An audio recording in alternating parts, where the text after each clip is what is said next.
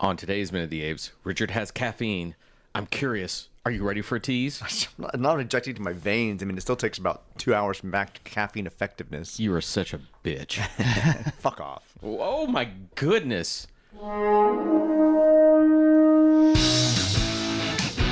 your stinking paws off me, you damn dirty ape!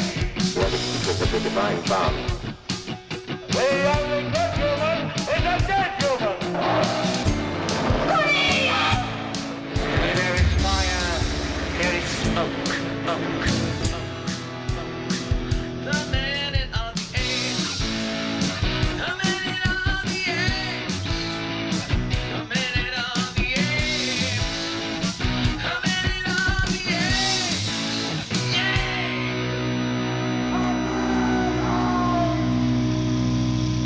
Hello and welcome to Minute of the Apes, the daily podcast where we break down every minute of the Planet of the Apes movies, 1 minute at a time.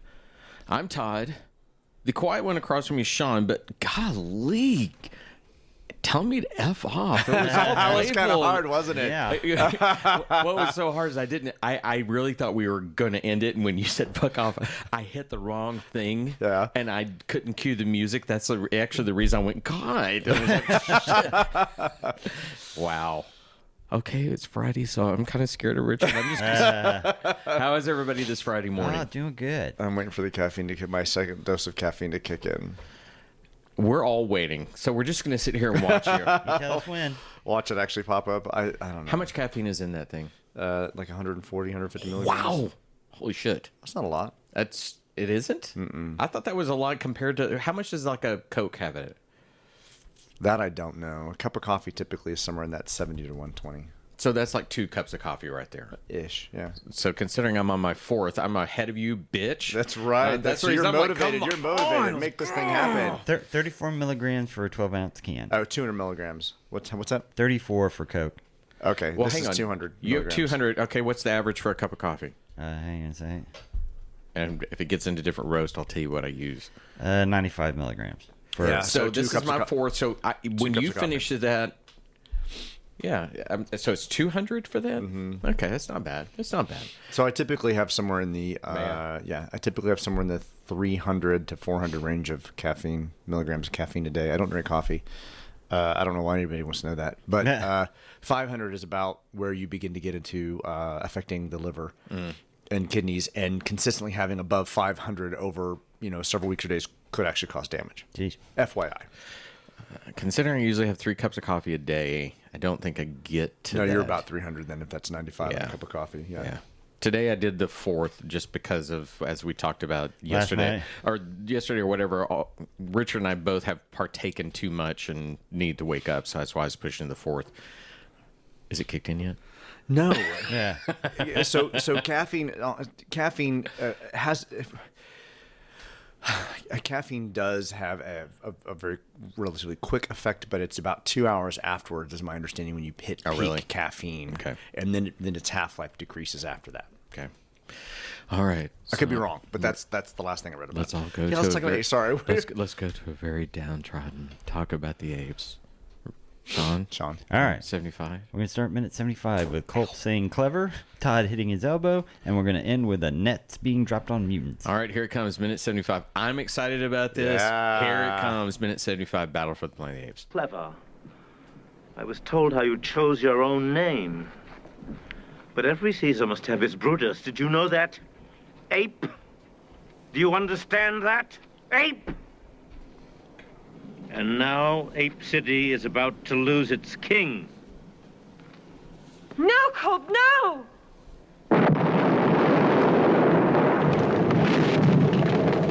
Now fight like apes!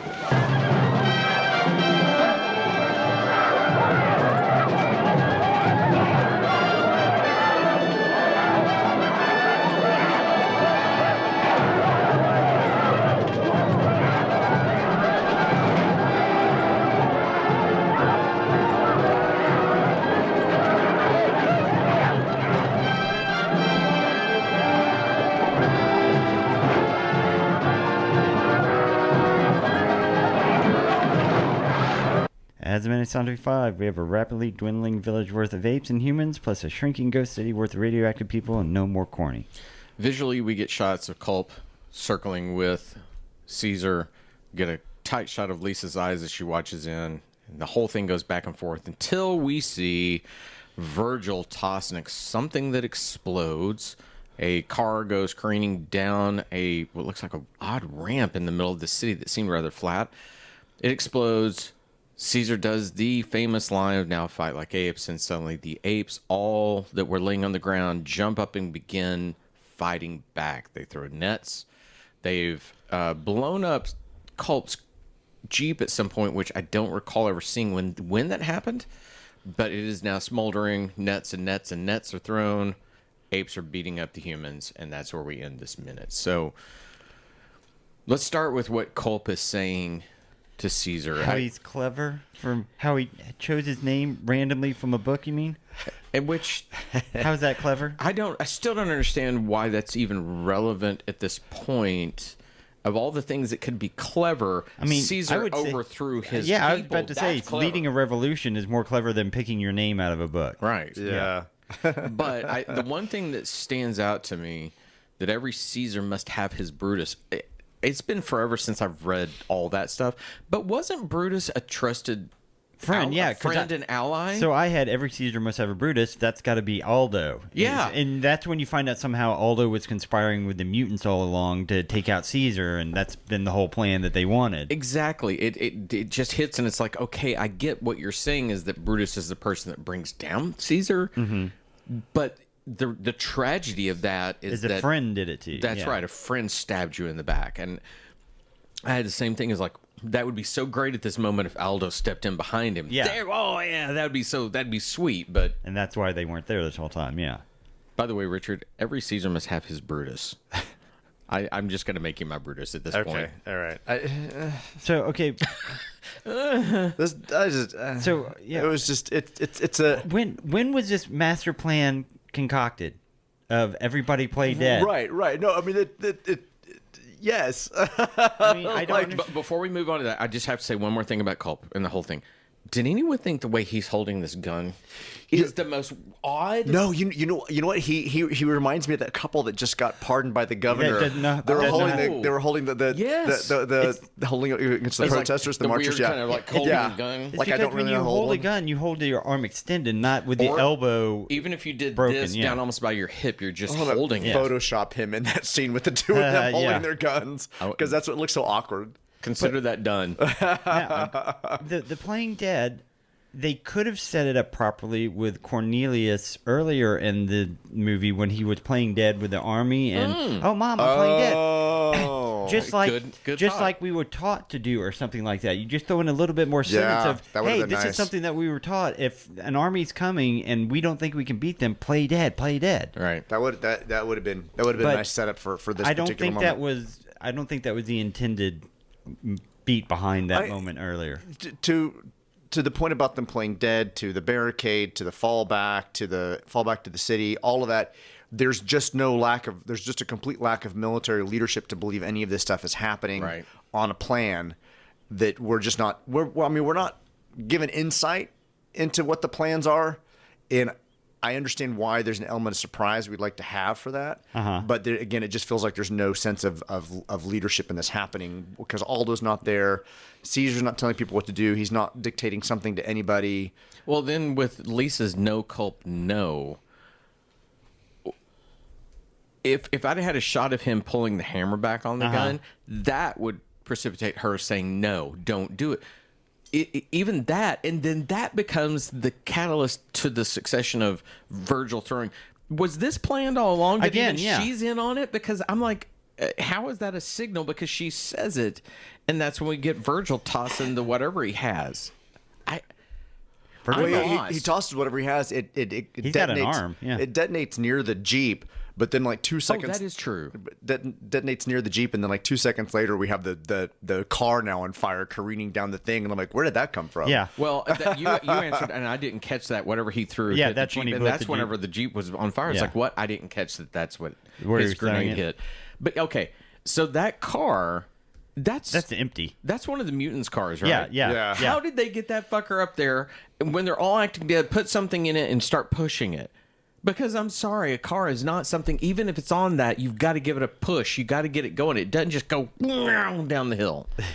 when the apes get up, there's one chimp that like pushes his hair back. He makes his hair nice. Oh, well, I like the fact when he goes, That's cute. About where is that? 30 seconds here. Can you see my screen? Oh, I see. This one right here. He gets up off the ground.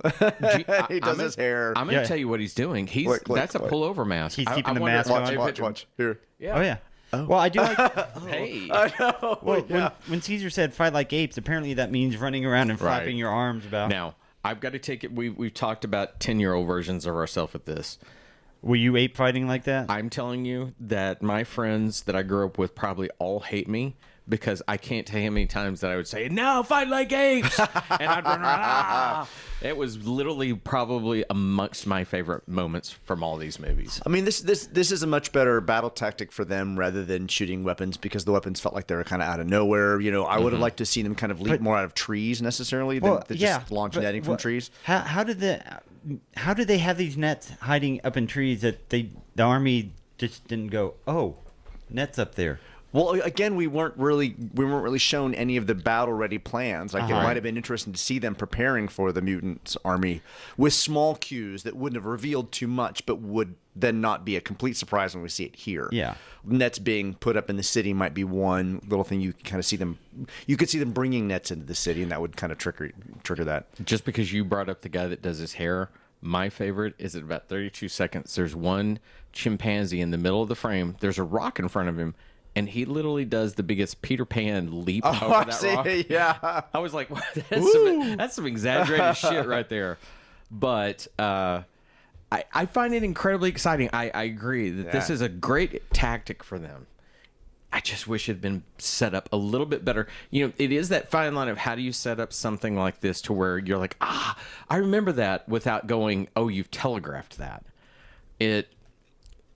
Everything about it works from the standpoint of that. What I like is, you know, we've how many times throughout these films have we joked about the apes' use of nets, but to bring it back and to use these almost primal type things instead of big machine guns, I find that exciting. I find that something that is essential to Planet of the Apes, and I wish they did more of it. Mm-hmm. You know, with all the nets that are being dropped, I wanted that same ape that maybe somebody tripped over in the barricade be like the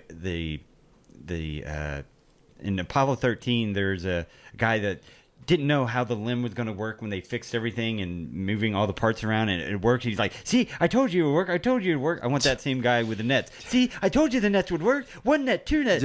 It's nets are the future. You want Ralph Wiggum in here somewhere just making those dumb comments every so often. I like nets. I know, exactly.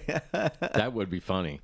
And I wouldn't mind even if you had that person that was like gleeful that, you know, they've been talking about the nets and they cut to them, they're like, yes! That's fun. That's exciting.